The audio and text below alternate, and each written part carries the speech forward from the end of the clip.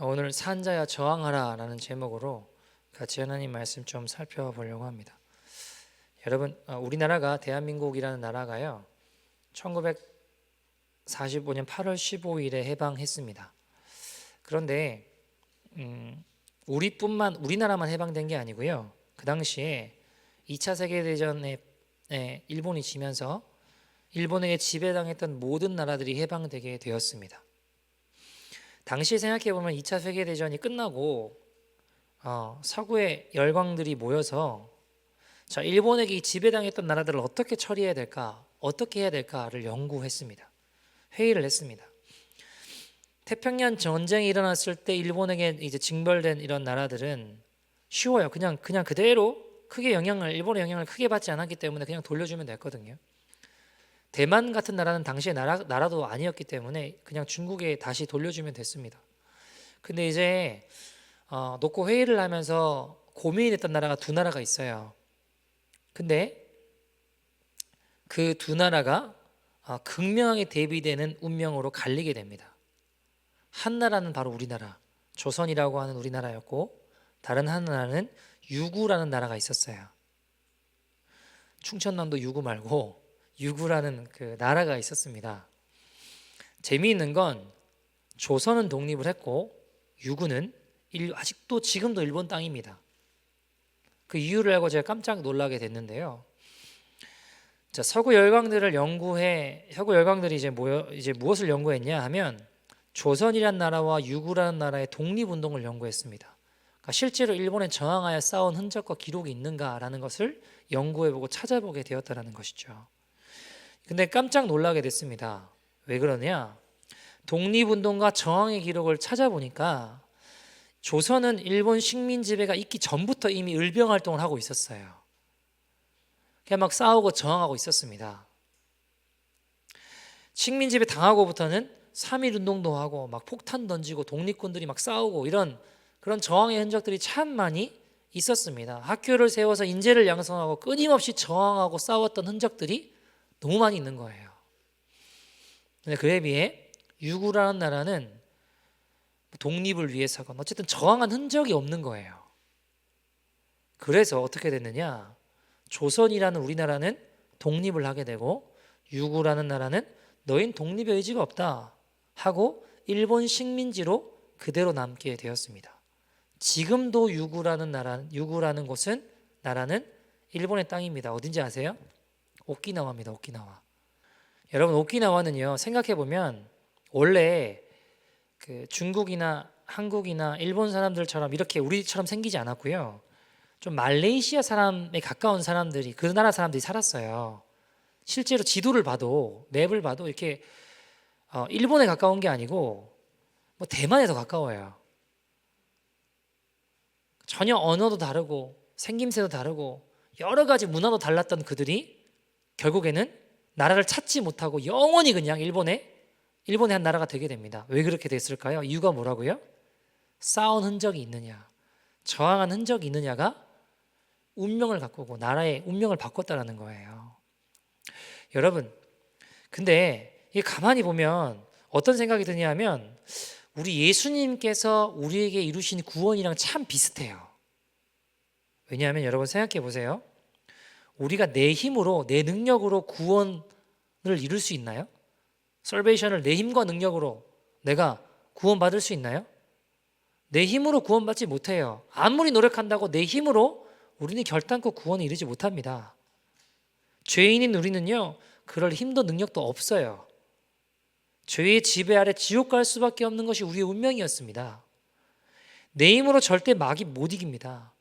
그런데 여러분, 우리가 해방된 게 생각해보면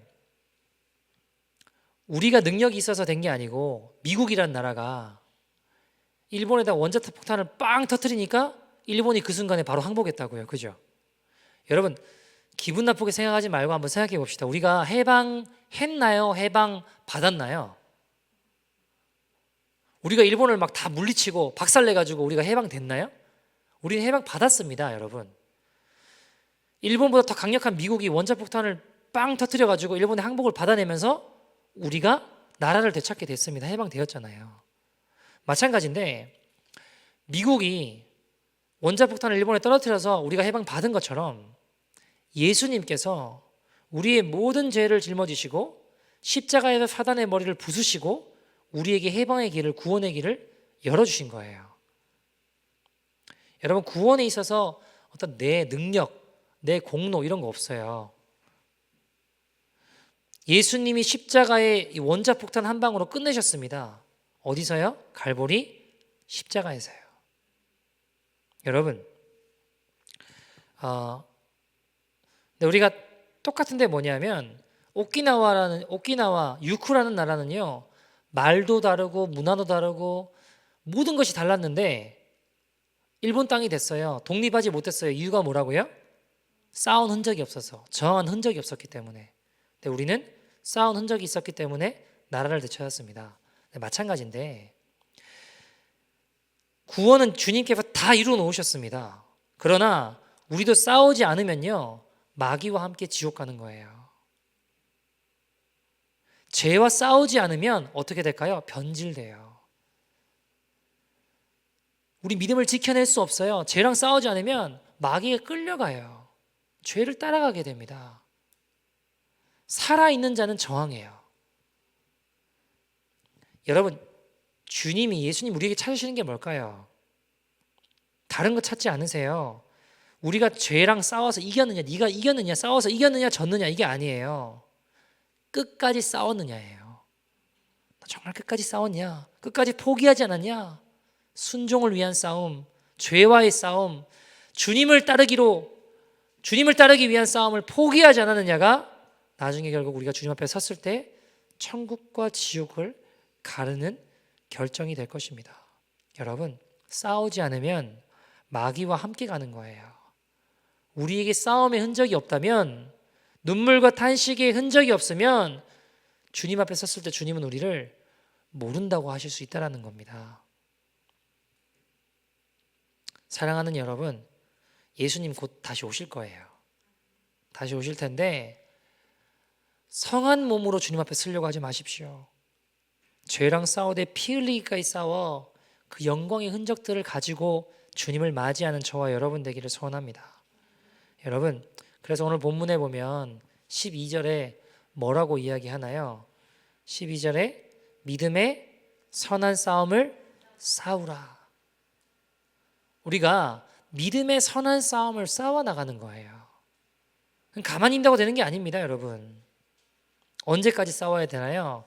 14절에 보면 우리 주 예수 그리스도께서 나타나실 때까지, 그러니까 다시 예수님 오실 때까지 우리가 믿음의 선한 싸움을 싸워야 되는 겁니다. 저항의 흔적이 있어야 우리가 해방되는 거예요. 여러분, 시대가요 점점 악해져요. 죄가 많고 창성하고, 이게 이제 죄인지 아닌지도 구별이 안 돼요. 사람들이 뭐가 죄인지도 잘 몰라요. 왜요? 자꾸 오염돼 가는 겁니다. 사단이 이렇게 이 세상을 만들어 놨는데 이걸 철저하게 그리스도인들을 속도록 만들어 놨어요. 여러분 보세요. 아무리 세상이 타락하고 어려워져도요, 영적으로 살아있는 사람은, 스피리추얼리 살아있는 사람들은 반드시 싸워요. 저항하며 살게 되어 있습니다. 시대에 편승해서 그냥 강물이 흘러간 대로 살지 않아요. 여러분, 다니엘 보세요. 다니엘 1장 8절에 보면 다니엘이 왕이 음식을 주는데 그걸 거절해요. 나는 그 음식 먹지 않겠다. 난 내 몸을 더럽히지 않겠다. 거절한 장면이 다니엘서 1장 8절에 나옵니다. 근데 여러분, 한번 곰곰이 생각해 보자고요. 다니엘은 포로로 잡혀왔잖아요. 그러면 왕이 주는 걸 거절하면 어떻게 될까요? 되게 위험해요. 죽을 수도 있어요.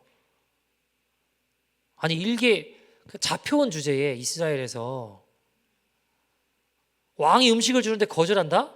들키면 죽을 수도 있잖아요. 건방지게 어떻게 그럴 수 있냐고요. 그리고 한번 생각해 봅시다.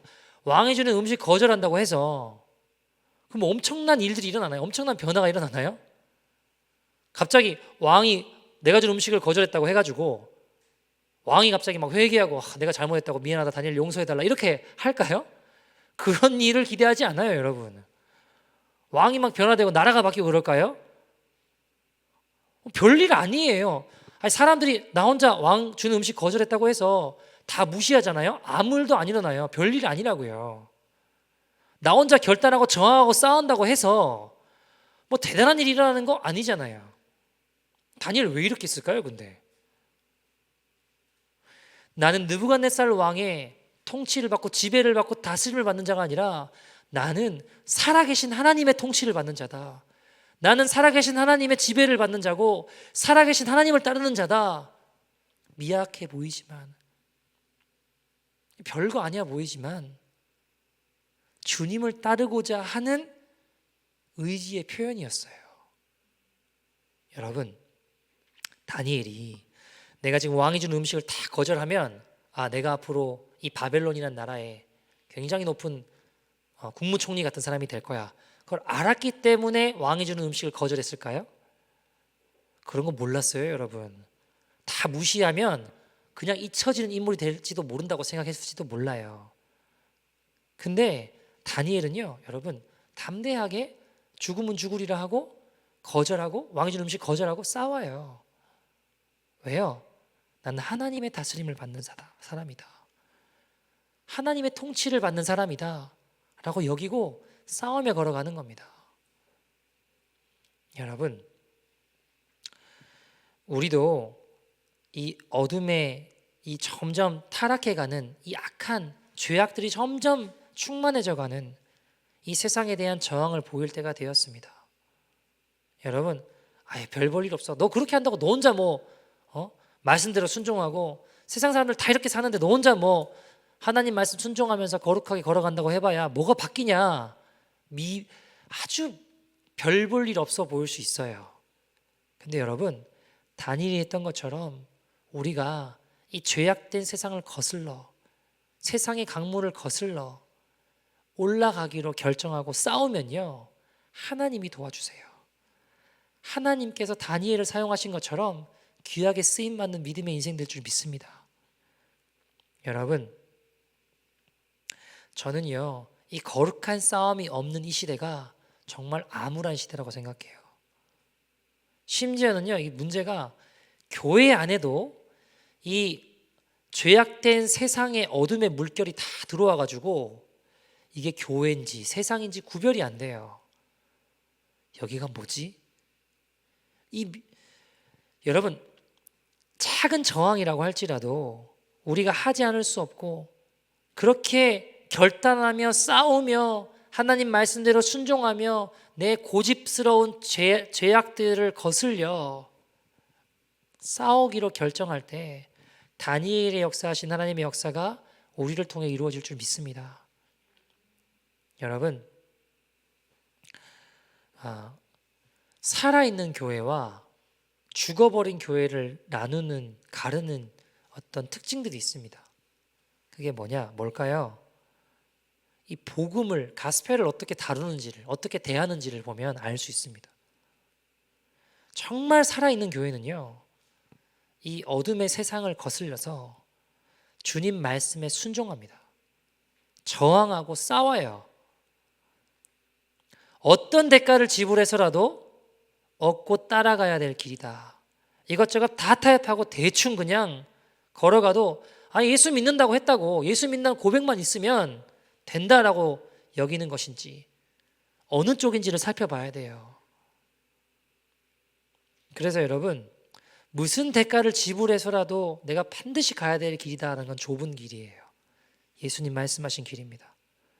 반드시 여기가 변화돼요. 그 길을 걸어가는 사람은 반드시 여기가, 우리의 속사람이 반드시 변화되게 되어 있습니다.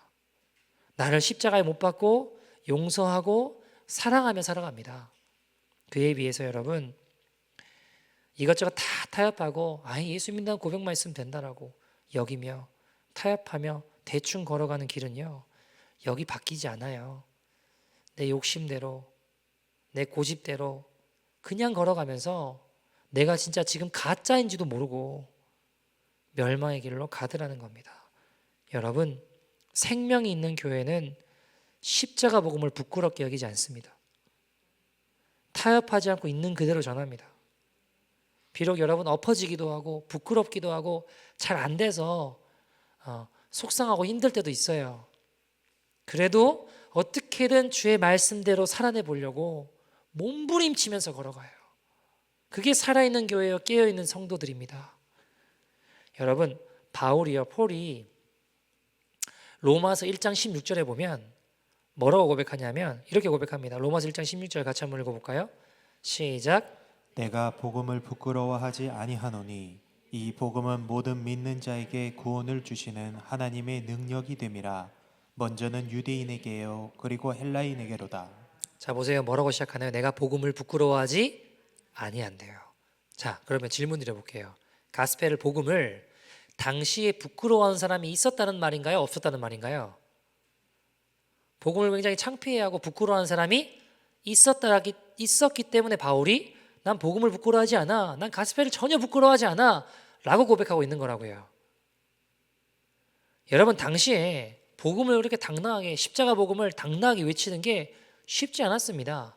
왜냐하면 미련해 보이는 짓이었대요. 세상 사람들이 보기에는요. 그래서 고린도전서 1장 18절에 보면 바울이 또 이렇게 이야기를 해요. 폴이 이렇게 이야기합니다. 고린도전서 1장 18절 같이 읽어볼까요? 시작. 십자가의 도가 멸망하는 자들에게는 미련한 것이요. 자, 보세요. 십자가의 도가, 십자가의 복음이 세상 사람들에게, 멸망당한 사람들에게는 뭐같이 보인대요? 미련해 보인대요. 여러분, 그러니까 이 십자가 복음을 외치고 십자가 복음을 살아내고 이것을 증거하는 건 세상 사람들이 봤을 때는 어리석어 보이고 미련해 보이고 바보 같은 짓일 수 있다는 겁니다. 십자가에 피 묻은 예수님을 전하는 것, 미련해 보이는 것이었다는 거예요. 근데 여러분, 이 시대는 다를까요? 우리가 지금 살고 있는 시대는 다를까요?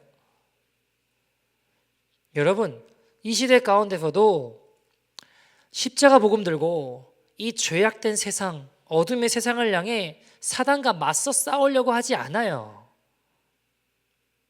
여러분, 왜 싸우려고 하지 않을까요? 왜 저항하려고 하지 않을까요? 이유가 뭘까요?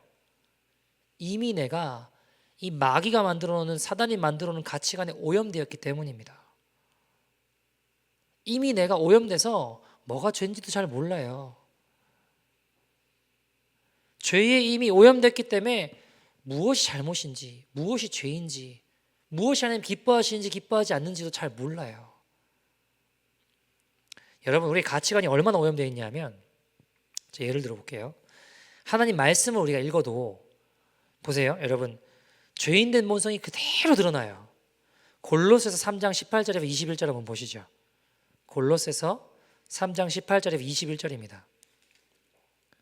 골로새서 3장 18절에서 21절 이렇게 이야기를 합니다. 골로새서 3장 18절에서 21절입니다. 같이 읽어보죠. 시작. 아내들아 남편들에게 복종하라. 이는 주 안에서 마땅하니라. 남편들아 아내를 사랑하며 괴롭게 하지 말라. 자녀들아 모든 일에 부모에게 순종하라. 이는 주 안에서 기쁘게 하는 것이니라. 아비들아 너희 자녀를 노엽게 하지 말지니 낙심할까 함이라. 자, 보세요. 우리가 말씀을 읽어요. 그러면 예를 들어 18절 누구한테 하는 이야기예요? 아내들아 라고 이야기하잖아요. 아내들아, 그죠? 남편들에게 복종하라. 이는 주 안에서 마땅하다. 그럼 아내들을 향한 말씀인데 자꾸 남편들이 말이 많아져요. 무슨 말일까요? 왜 남편에게 순종 안 하냐고. 지금 이 말씀은 아내들을 향한 말씀이에요. 아내들이 깨닫고 아내들이 보는 거예요. 근데 자꾸 남편들이 말이 많아서 왜 남편에게 순종하지 않냐고, 나한테 적용해야 될 말씀을 자꾸 남한테 적용하는 것만 본다고요. 왜요? 죄에 오염돼 있으니까. 19절 남편들아 라고 이야기해요. 누구한테 하는 말씀이에요? 남편들에게 하는 말씀입니다. 근데 누가 말이 많아질까요? 아내들이 말이 많아져요. 아내를 사랑하며 괴롭게 하지 말라고 했는데 왜 이러냐고.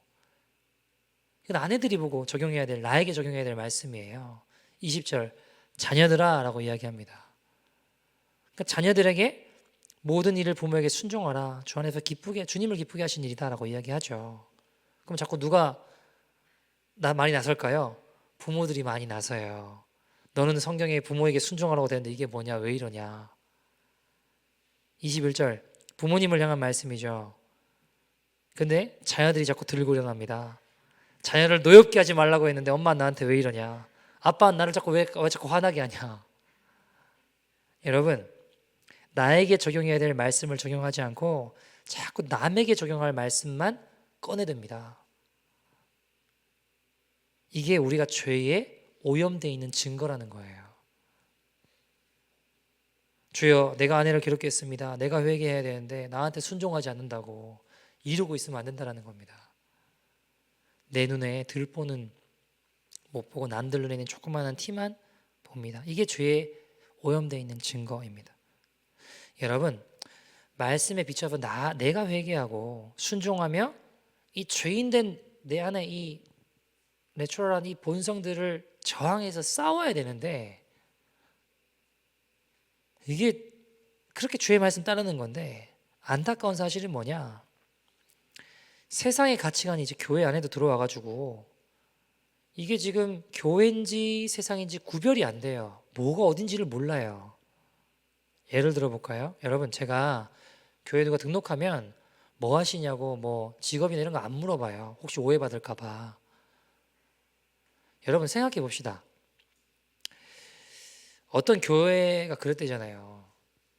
저도 듣고 좀 기가 막히던데 어떤 뭐 하시는 분인지 기억이 잘 안 나는데 어떤 부자 어떤 분이 교회에 오셨대요. 장로님이 어떤 분이 목사님 찾아가가지고 목사님 황금 물고기가 왔다고 막 그랬대잖아요. 얼마나 이거 말도 안 되는. 여러분 세상에서 지위가 높고 명예가 있고 그러면 세상에 인정받는 거는 사단이 마귀가 그렇게 만들어 놨으니까 그럴 수 있다고 생각해요. 근데 세상에서 내가 지위가 높고 명예가 있는 사람이 교회 안에 들어와서 내가 세상에서 지위가 높기 때문에 교회 안에서도 더 대접받고 더 대우받는다면 그거는 교회가 아니에요. 세상이지. 여러분 세상은 마귀가 그렇게 만들어 놨으니까 이해할 수 있어요. 왜요? 세상의 모든 구조는 네가 어떤 어치브먼트를 일구었느냐에 따라서 너의 밸류가 결정된다고 믿어요. 속게 만들어요. 거짓말인데. 너는 이런 어치브먼트를 읽었구나. 너는 저런 어치브먼트를 읽었구나. 그렇기 때문에 너는 이런 그만한 밸류가 있는 사람이야 라고 속인다고요. 마귀는 철저히 그렇게 만들어 놨어요. 근데 여러분 교회는 복음은 그렇지 않잖아요. 복음은 내 어떤 성취랑 관계없이 이미 내 밸류는요 예수님께서 죄인된 나를 위해 죽으셨어요. 예수님 짤이라고요. 예수님 짤이 밸류가 내가 이미 예수님 짤이에요. 내가 어떤 어치브먼트랑 상관없이. 근데 자꾸 이게 문제가 뭐냐? 교회인데도 똑같이 흘러가요. 저 사람은 이런 어치브먼트를 이룬 사람이야 하면 더 밸류가 있는 사람으로 쳐다봐요. 이거는 하나님 원하시는 교회의 모습이 아니에요, 여러분. 직분을 받을 때 헌금액이 정해져 있다고 한다거나 권사는 얼마, 장로는 얼마, 안수자는 얼마 대놓고는 못하죠. 욕먹을 거 아니까. 근데 암암리에 그렇게 정해져 있다면 이거는 중세 타락한 카톨릭이랑 다를 것이 없어요. 주님 원하시는 교회의 모습이 아니라는 겁니다. 여러분 세상에 그런 건 이해할 수 있지만 교회는 아니에요. 교회는요 내가 세리건 창기건 관계없이 그 어떤 죄를 지은 사람이라도 회개하고 예수님께 나오면 다 존귀하게 여겨지는 것이 교회입니다. 여러분 예수님도 그 당시에 모든 권력과 부와 그 중심에서 교만하게 나는 천국에 가장 가까이 있는 사람이라고 생각하던 바리새인들을 향해 뭐라고 하셨나요? 마태복음 21장 31절에 보면 예수님 이르시되 뭐라고 하죠? 내가 진실로 이르노니 너희들 바리새인들 너희들 세리들과 창녀들이 너희들보다 먼저 하나님의 나라에 들어갈 거야 라고 얘기하셨어요. 무슨 말인가요? 사람들은 겉만 봐요. 겉만. 근데 우리 주님은 언제나 사람의 그 중심을 보십니다. 종교인들의 중심에 가득한 교만보다 죄인들의 가난한 겸손을 더 귀히 여기시는 분이세요. 여러분 예전에 어떤 장인이 있었대요. 이 경판을 만드는 장인이 있었는데 너무 기가 막히게 잘 만들어요. 자 그래서 이 장인에게 주문이 경판을 한 100개 정도 만들어 달라는 주문이 들어왔어요. 알겠다고 오더를 받았는데 갑자기 급하게 이 장인이 뭔가 급한 일이 생긴 거예요. 어디를 갔다 와야 돼요. 그 시간에 맞춰서 100개를 못 만들겠는 거죠. 그래서 제자를 불렀어요. 제자한테 야, 지금까지 네가 나랑 나와 함께 먹고 자고 살고 나한테 많은 것을 잘 배웠지 않냐. 내가 지금 급한 일이 있어서 어디를 갔다 와야 되는데 이 경판을 똑같이 100개를 만들어야 된다. 그러니까 제자가 스승님, 사부님 걱정하지 마시라고. 제가 지금까지 여기 헛되이 여기 있었겠냐. 얼마나 열심히 배우고 열심히 있었냐. 걱정하지 마시고 편안하게 다녀오시라고. 자기가 100개 다 만들어 놓겠다고. 그 장인이 갔다가 돌아왔어요. 100개가 만들어져 있긴 한데 100개가 모양이 다 다른 거예요. 왜 그런가 보니까 이 장인이 이걸 보고 만들어라고 하나 딱 경판을 만들어 준 게 있어요. 제자가 그걸 보고 만들었어요. 그러면 그 다음에 만들 때 어떻게 해야 돼요? 장인이 만들어 준 거 보고 또 만들어야 되잖아요. 근데 내가 만들어 놓은 거 놓고 또 만드는 거예요. 또 내가 만들어진 거 놓고 또 만드는 거예요. 이렇게 자꾸 만드니까 조금씩 바뀌는데 나중에 처음 만든 거랑 100번째 만든 거 보니까 완전히 다른 게 돼 있는 거예요. 여러분, 뭐 웃기는 이야기일 수 있겠지만 마치 가스펠이 복음이 이렇게 된 것 같아요.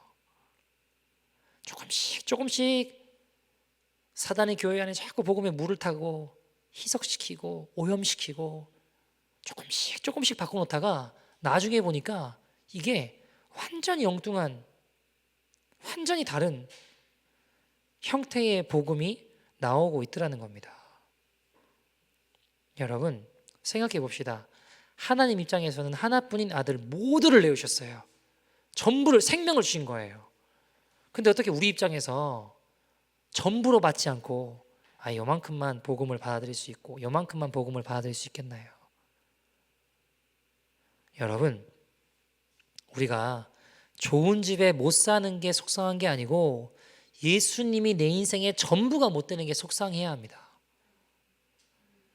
여러분, 좋은 차를 못 타는 게 안타까운 게 아니라 그 당시 First Church, 초대교인들이 믿고 있던 그 복음이 나에게는 왜 다르게 믿겨지나, 다르게 반응되는 것이 안타까워야 돼요. 여러분, 내 자녀가, 내 아들, 딸이 좋은 성적, 좋은 대학, 좋은 곳에 취업 못하는 게 괴로운 게 아니라 예수님이 그들의 인생에 어떤 영향도 미치지 못하는 게 괴로워야 됩니다. 다른 것 때문에 눈물을 흘리는 게 아니라 복음에 참여하지 못하는 것 때문에 눈물을 흘려야 되는 것입니다. 저는요, 하나님의 사람들, 막 하나님 가까이 있고 하나님을 정말 사랑하는 사람들 보면 너무 좋아요. 제 멘토이신 박보영 목사님이나 김용희 선교사님이나 이런 분들 만나면 너무 좋아요.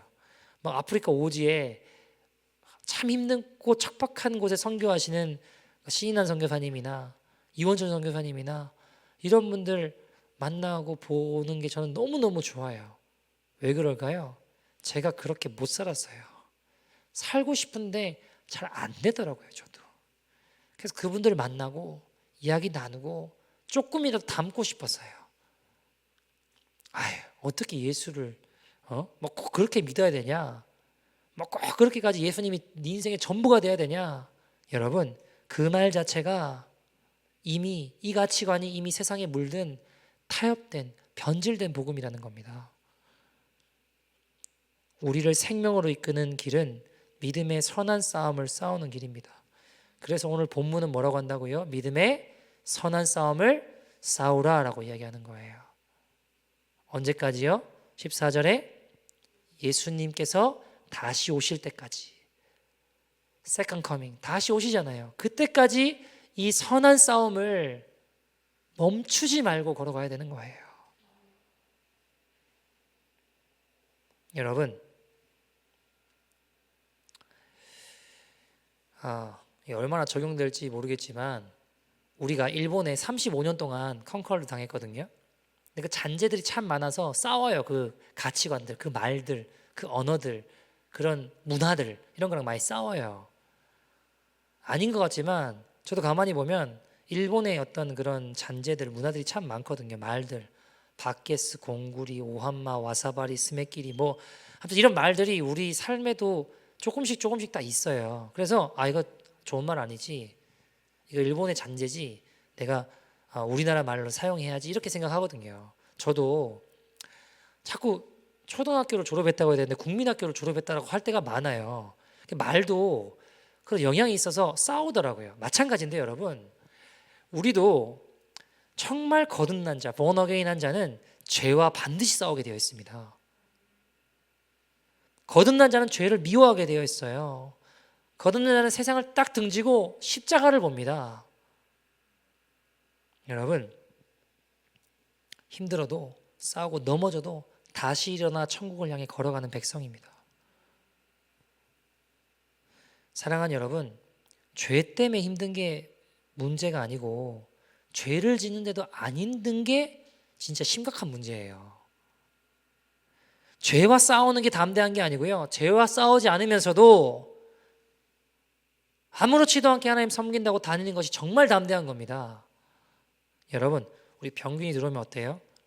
우리 안에 이 면역력이 있어야, 싸울 줄 아는 면역력이 있어야 몸이 건강하다는 증거잖아요. 인펙션이 딱 들어왔는데 이뮤 시스템이 작동 안 하면 어떻게 되는 거예요? 그럼 큰일 나죠. 아프죠. 근데 우리 안에 이뮤 시스템이 잘 작동하면 인펙션에 싸운다고요. 그게 내가 살아있다는 증거요, 내가 건강하다는 증거입니다. 마찬가지인데요 여러분, 우리 안에 죄와 싸움이 있다는 건 뭘까요? 내가 아직 하나님의 은혜 아래에 있다는 증거예요. 내 마음에, 내 양심에 이건 죄야, 하나님 기뻐하지 않은 것 같아, 그런 싸움이 일어난 이유가 뭘까요? 아직 성령님이 내게 구원의 일을 치고 계시다는 증거입니다.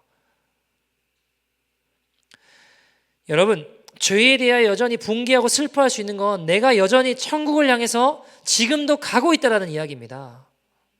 믿음의 선한 싸움, 이것이 생명을 가진 자에게 나오는 마땅한 반응이요, 천국 백성이 걸어가는 마땅한 길, 태도일 줄 믿습니다. 디모데후서 4장 7절도 동일하게 이야기합니다. 같이 한번 읽어볼까요? 디모데후서 4장 7절입니다. 시작. 나는 선한 싸움을 싸우고 나의 달려갈 길을 마치고 믿음을 지켰으니. 자 보세요. 바울이 아들 같은 디모데에게 이 감옥에서 이제 마지막 편지라고 생각하면서 쓰는 거예요. 근데 뭐라고 이야기하냐면, 나는 선한 싸움을 다 싸우고 그 싸움을 이제 내가 다 끝났어. 믿음을 뭐라고요? 지켰대요. 여러분, 믿음을 지켰다라고 하는 건 믿음을 빼앗길 수 있다라는 거예요. 선한 싸움을 다 마쳤다. 믿음을 빼앗아 가려고 하고 우리 믿음을 좌초시키려는 세력도 있다라는 겁니다. 그래서 디모데전서 1장 18절 19절에도 이렇게 이야기를 해요. 같이 한번 읽어볼까요? 디모데전서 1장 18절 19절 시작. 아들 디모데야, 내가 내게 이 교훈으로서 명하노니 전에 너를 지도한 예언을 따라 그것으로 선한 싸움을 싸우며 믿음과 착한 양심을 가지라. 어떤 이들은 이 양심을 버렸고 그 믿음에 관하여는 파선하였느니라. 자 보세요. 선한 싸움을 싸우고 믿음과 착한 양심을 가지래요. 계속 선한 싸움을 싸우라는 이야기는 바울이 끊임없이 하고 있습니다. 여러분, 우리가 우리의 속사람이 거듭나면 우리의 죽었던 양심이 살아나요. 전에는 이건 죄라고 여기지 않던 것들이 죄같이 느껴지고 보여요. 이건 하나님 기뻐하지 않는 죄 같아. 전에는 별 생각이 없었는데 이제는 죄처럼 느껴져요. 알게 돼요. 왜요? 우리의 선한 양심이 살아나거든요. 믿음의 선한 싸움을 싸우기 때문에 일어나는 겁니다. 여러분, 그런데 만약에 성령님이 책망하시는데 그거 죄야, 하지 마 라고 말씀하시는데 무시하고 계속 가잖아요. 그럼 양심이 마비가 돼요. 그럼 어떻게 되느냐? 믿음의 파선을 경험하게 되고 버려진 인생이 되더라는 거예요. 여러분, 죄의 유혹이 있는데 싸우지 않잖아요. 결국 우리의 양심이 마비당합니다. 양심에 화인 맞아요. 양심을 버리고 믿음에 파선당합니다. 그렇게 되면 우리의 믿음은 항해하는 중에 파선당하는 배처럼 돼버리는 거예요. 여러분 보세요. 배를 타고 노를 젓지 않으면 물살이 흘러가는 대로 그냥 휩쓸려 가요. 말에게 채찍질을 하지 않으면 말은 지 가고 싶은 대로 갑니다. 마찬가지로 우리가 믿음의 선한 싸움을 싸우지 않으면 중지하는 순간 십자가 지고 예수님 따르다가 아유 좀 무겁네 힘드네 아예 좀 내려놓고 도망치고 예수님 따라가는 거 아예 좀 별론 것 같아 꼭 뭐 예수님 따라가야 되나 피하고 도망치는 순간부터 나도 모르게 점점 파선하고 나도 모르게 점점 믿음에서 멀어지게 되더라는 겁니다. 사랑하는 여러분, 아직 전쟁은 끝나지 않았습니다. 예수님 다시 오실 때까지 사단과 우리는 끊임없이 전투하며 싸우며 걸어갑니다. 마귀는요, 우리를 향해서 막 죄의 불화살을 막 쏘고 있는데 우리는 아무렇지도 않게 일로 와 하고 있으면 그냥 화살 맞고 끝나는 거예요, 여러분. 믿음의 방패를 들고 싸우며 걸어가야 되는 것입니다. 여러분, 그럼 어떻게 하면 우리가 믿음의 선한 싸움을 싸울 수 있나? 그게 중요하잖아요. 자, 어떻게 해야 믿음의 선한 싸움을 우리가 잘 싸워나갈 수 있을까요? 세상의 유혹이 너무 많고 강력하고 이거 쉽지 않잖아요. 어떻게 해야 될까요? 그 힌트를 저는 이제 모세에서 좀 보는데요. 모세는 이스라엘 백성들을 엑소더스 시킨 사람이잖아요. 그죠? 근데 재미있는 사실은 뭐냐면 생각해 보자고요. 이스라엘 백성들은 광야에서 막 조금만 열받고 힘들면 뭐라고 했나요? 이집트로 돌아가자, 이집트로 돌아가자 그랬어요. 근데 여러분, 이스라엘 백성이 이집트 가면 뭐예요? 노예예요, 노예. 그래서 제가 진짜 이해가 안 되는 거. 모세는 이집트에서 뭐였나요? 왕자였어요, 왕자. 모든 것을 가지고 모든 것을 누릴 수 있는 세상의 그 모든 것을 쥐고 움켜쥘 수 있는 왕자였습니다. 근데 재밌는 건 모세는 단 한 번도 이집트로 돌아가자 이야기 안 해요. 아니, 돌아가면 왕자인데 모든 것을 움켜쥘 수 있는데 능력과 힘이 대단한데 난 프린스인데 가면 한 번도 나는 돌아가겠다 이야기 안 해요. 오히려 노예살이 했던 이스라엘 백성들은 그 세상으로 이집트로 돌아가겠다. 바로의 통치 밑으로 돌아가겠다라고 이야기한다고요. 왜 그럴까요? 왜 그럴까요? 모세는 왜 단 한 번도 이집트로 돌아가겠다 이야기하지 않을까요? 이유가 뭘까요? 여러분, 모세가 이스라엘 백성들을 이끌고 엑소더스 했어요. 그래서 최종적으로 가려는 데스티네이션이 어디예요? 가나안 땅이죠. 근데 우리가 조금 더 면밀히 깊이 생각해 보면 하나님 이스라엘 백성을 불러내신 것들, 목적지로 인도하시는 것들을 조금 더 생각해 보면 출애굽기 7장 16절 17절 보면요. 이렇게 이야기합니다. 출애굽기 7장 16절 17절 같이 읽어볼까요? 시작. 그에게 이르기를 히브리 사람의 하나님 여호와께서 나를 왕에게 보내어 이르시되 내 백성을 보내라. 그러면 그들이 광야에서 나를 섬길 것이니라 하였으나 이제까지 내가 듣지 아니하도다. 여호와가 이같이 이르노니 내가 이로 말미암아 나를 여호와인 줄 알리라. 볼지어다 내가 내 손의 지팡이로 나일강을 치면 그것이 피로 변하고. 아멘. 자, 보세요. 하나님 어떻게 하신대요? 이스라엘 백성들을 광야에서 나를 섬길 거야 라고 하셨어요. 그리고 내가 하나님인 줄 알게 될 거야 라고 하셨다고요. 그래서 엑소더스 하신 거래요. 여러분, 하나님을 섬기고 하나님을 알게 되면 하나님의 사랑이 얼마나 크신지 그걸 경험하게 되잖아요. 모세는 그걸 맛보고 나니까 하나님 사랑이 얼마나 크신지, 하나님과의 친밀감, 하나님 나를 사랑하시는 그 은혜가 얼마나 크냐 하면 그걸 맛보고 나니까 이집트로 돌아가고 싶은 마음이 없는 거예요. 세상의 유혹이 아무리 강력해도 나를 유혹하고 이끌고 가려고 해도 이스라엘 백성들과 이 모세의 결정적인 차이, 그건 뭘까요? 모세에게는 하나님과의 친밀감, 하나님의 사랑, 그 은혜들이 지금도 흘러 넘치고 있는 거예요. 그러니까 싸우는 거예요. 저항하는 거예요. 안 돌아간다. 나의 삶은 이전의 삶으로 돌아갈 수 없어. 죄악된 삶으로 돌아갈 수 없어. 난 예수님을 믿고 따르고 싸우기로 결정한 순간부터 예전의 죄악된 삶으로 난 돌아가지 않아. 세상을 거슬려 싸우며 걸어가는 인생이 되고, 이 살아있는 하나님과의 관계가 없는, 이 하나님의 사랑을 빼앗기고 잊어버린 이들, 이 이스라엘들은 자꾸 돌아가려고 하더라는 겁니다. 모세는요, 하나님과의 살아있는 그 만남을 경험하고 나니까 그 무엇으로도 빼앗기고 싶지 않은 거예요. 그게 아무리 나에게 편안한 왕자의 삶을 보장해 준다고 해도 난 안 가. 라고 이야기하는 겁니다. 여러분, 모세는 하나님과의 친밀감에 그 인생을 매달렸다면 이스라엘 백성들은 하나님 주시는 그저 축복, 거기에 매달린 인생이었습니다. 이게 결정적인 차이였습니다. 여러분, 오늘날 교회에도 보면 한 부류는 우리의 필요를 채워주시고 우리를 보호해 주시고 우리의 생활을 개선해 주시고 건강과 물질과 풍요를 주시는 것에 혈안이 되어 있는 무리들이 있고요. 그러나 또 다른 무리는 그 모든 것을 넘어서 하나님이 어떠신 분이신지, 하나님의 은혜가 얼마나 크신지, 하나님의 사랑이 얼마나 크신지, 하나님이 자녀들과 그 친밀한 관계를 가지기를 원하신 하나님, 그분과의 만남에 초점이 있는 부류가 있다는 겁니다. 여러분, 남녀 관계도 마찬가지잖아요. 남녀가 만나서 사랑을 하고 결혼을 하겠다고 했을 때 예를 들어 저 남자를 보는데 돈을 많이 버는구나, 그것만 보고 결혼했다고 하면, 사랑하지 않는다면 남자가 돈은 많이 벌어줄지언정 정말 사랑하는 관계로 들어갈 수는 없을 겁니다. 그저 편안한 삶은 영위해 줄 수 있을지언정 거기로 관계는 그치고 말 거예요. 여러분, 호세아서 5장 7절에 보면 이렇게 이야기합니다. 호세아서 5장 7절 한번 읽어볼까요? 시작.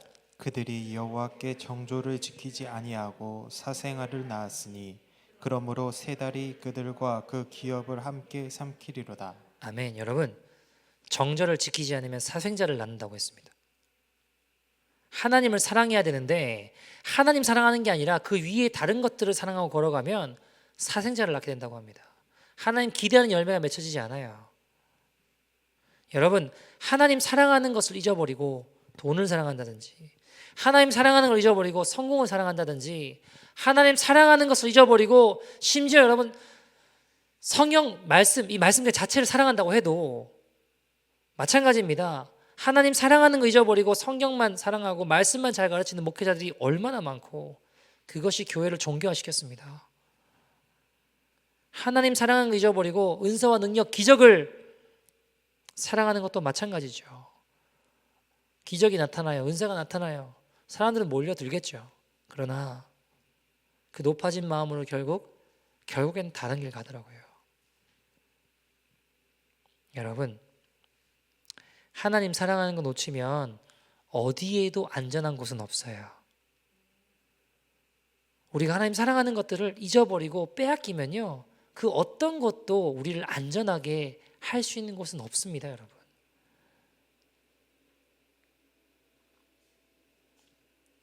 하나님께 정절을 지키지 않으면 사생자를 낳습니다. 우리는 생명을 낳고 아이를 낳죠.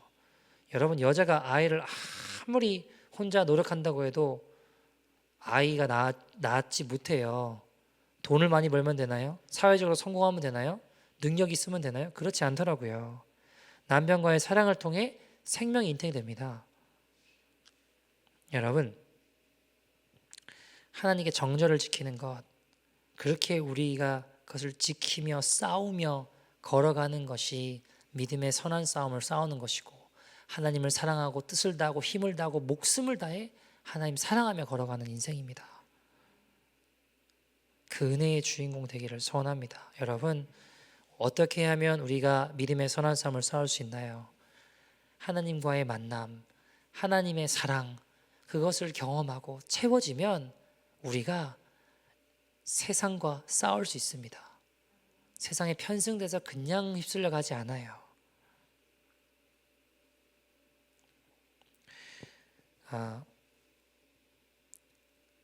예전에 우리 조선이란 나라가 있었는데요. 조선이란 나라를 지은 사람이 그 태조 이성계라는 사람이 왕이었고, 그 사람이 우리나라를 고려해서 조선이란 나라로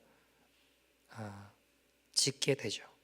근데 고려라는 나라에서 조선이라는 나라로 바뀔 때 고려 말에 이성계라고 하는 이 조선의 왕이 된 사람과 반대쪽에서 싸우는 사람이 있었어요. 고려를 지켜내야 된다라고 싸우는 사람. 그 반대편에 있던 사람이 정몽주라는 사람이었습니다. 이성계가 아무리 찾아가서 야, 고려는 끝났어. 이거는 소용이 없어. 그냥 나랑 함께 하자. 나랑 조선이란 나라를 건국해서 잘 살아보자. 아무리 이야기를 해도 정몽주가 단칼에 자꾸 거절하는 거예요. 근데 정몽주에게 기회가 오게 됩니다. 어떤 기회가 오느냐? 이성계라는 사람이 말을 타다가 말에서 떨어졌대요. 엄청나게 부상당했대요. 기회다. 이때 내가 이성계를 치면 조선은 없고 내가 고려를 잘 지켜나갈 수 있지 않을까? 뭐 이런 생각을 했겠죠. 그리고 동태를 살피러 이성계의 집을 방문합니다. 정몽주가. 근데 이게 실수였던 거예요. 얼마나 다쳤는지 보려고 갔는 건데. 근데 가서 이제 인사치레를 몇 마디 하고 나오는 길에 유명한 다리가 하나 나와요.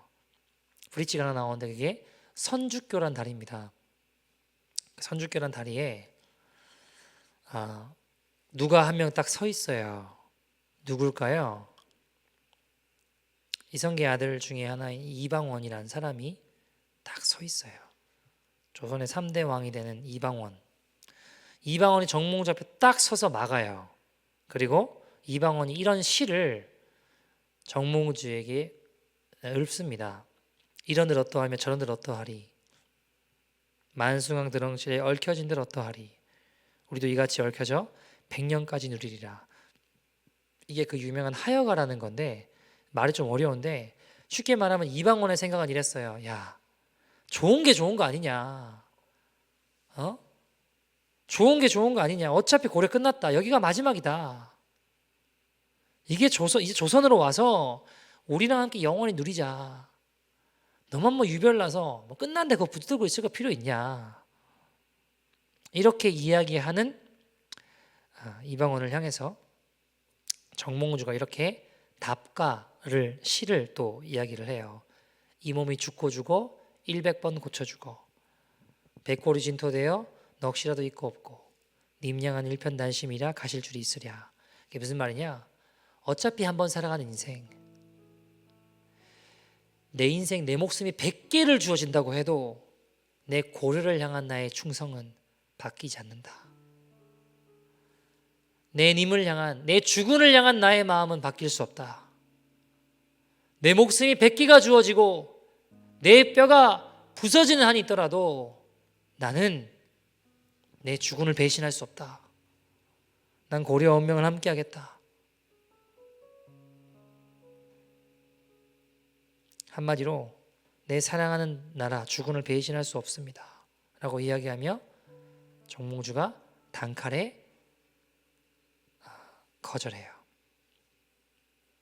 어쩌면 이게 단심가라는 건데 어쩌면 정몽주는요 이방원이 하여가를 이렇게 이야기할 때 부를 때 내가 여기서 죽을 수도 있겠다라는 생각을 했을지도 몰라요.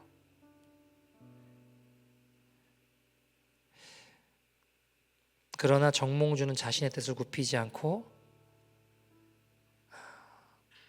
무너져가는 고려와 운명을 같이 하기로, 싸우기로 결정합니다.